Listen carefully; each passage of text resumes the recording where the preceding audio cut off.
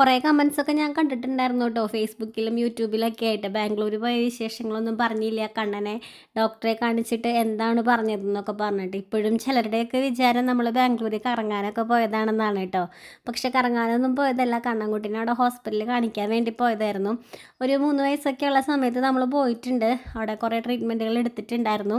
പക്ഷേ പിന്നെ അവർക്ക് മെഡിസിൻസ് മാറ്റുക എന്നല്ലാതെ വേറെ ഓപ്ഷനൊന്നും അവർ പറഞ്ഞിട്ടുണ്ടായിരുന്നില്ല കേട്ടോ.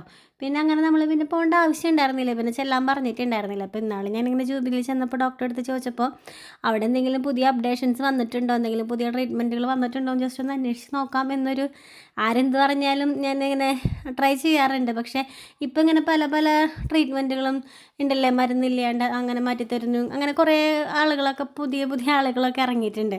അങ്ങനെയുള്ള ഒരിടത്തേക്ക് ഞാൻ കൊണ്ടുപോയില്ല. പക്ഷേ നമുക്ക് ഇന്ത്യയിൽ ഏറ്റവും ബ്രെയിൻ സംബന്ധമായുള്ള ട്രീറ്റ്മെൻറ്റുകൾ കിട്ടുന്നത് ബാംഗ്ലൂർ ആ ഹോസ്പിറ്റലിൽ തന്നെയാണ്. അപ്പോൾ അവിടെ എന്തെങ്കിലും പുതിയ ട്രീറ്റ്മെൻറ്റ് ഉണ്ടെങ്കിൽ നമുക്ക് നോക്കാം എന്ന് വിചാരിച്ചിട്ടാണ് കേട്ടോ ഞങ്ങൾ ബാംഗ്ലൂർക്ക് പോകാമെന്നൊക്കെ തീരുമാനിച്ചത്.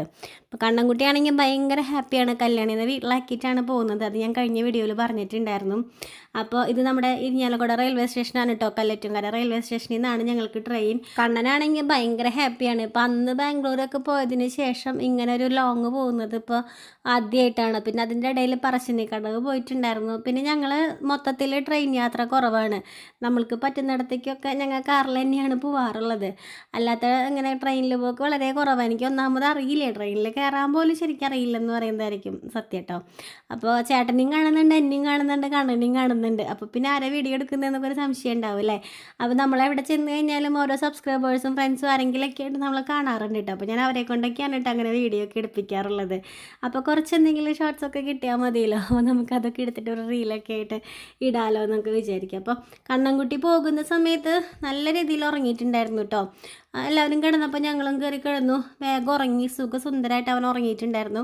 പിന്നെ അവിടെ എത്താറായ സമയത്തൊക്കെയാണ് കേട്ടോ കണ്ണൻ എണീറ്റത്. പക്ഷെ വന്നപ്പോൾ കണ്ണിൻ്റെ പൊള്ളടച്ചിട്ടില്ല കേട്ടോ. നമ്മൾ കിടന്ന് ഒരു 2 മണിക്കൊക്കെയാണ് അവൻ ഉറങ്ങിയത് വന്ന സമയത്ത് കേട്ടോ, റിട്ടേൺ വന്ന സമയത്ത് 2 മണിക്കൊക്കെ ഉറങ്ങിയിട്ട് പിന്നെ നമുക്കൊരു 3:15 ആയപ്പോഴേക്കും ഇറങ്ങേണ്ട സമയമായിട്ടുണ്ടായിരുന്നു, വെളുപ്പിന് എത്തുമായിരുന്നു കേട്ടോ. അപ്പോൾ അത് കാരണം വന്നപ്പോൾ ഭയങ്കര ബുദ്ധിമുട്ടായിരുന്നു, പക്ഷെ പോയപ്പോൾ ഹാപ്പി ആയിരുന്നു.